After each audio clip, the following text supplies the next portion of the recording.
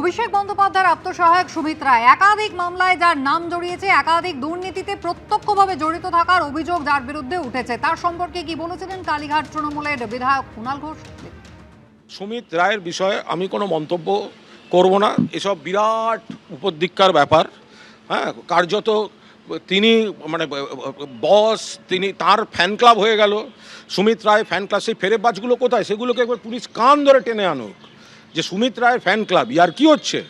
সুমিত রায়কে খুশি না থাকলে অভিষেকের টাইম পাওয়া যাবে না। অর্ধেক কর্মীদেরকে হতাশ করা হয়েছে।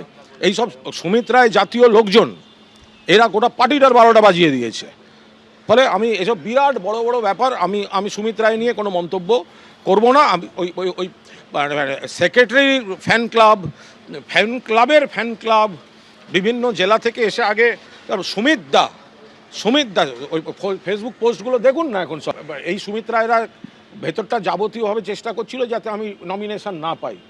তো 70-এর মুখে ছাই দিয়ে মমতা বন্দ্যোপাধ্যায় আমার নমিনেশন দিয়েছেন এবং আমি ভগবানের আশীর্বাদে তৃণমূলের প্রার্থী হিসেবে জিতে এসেছি।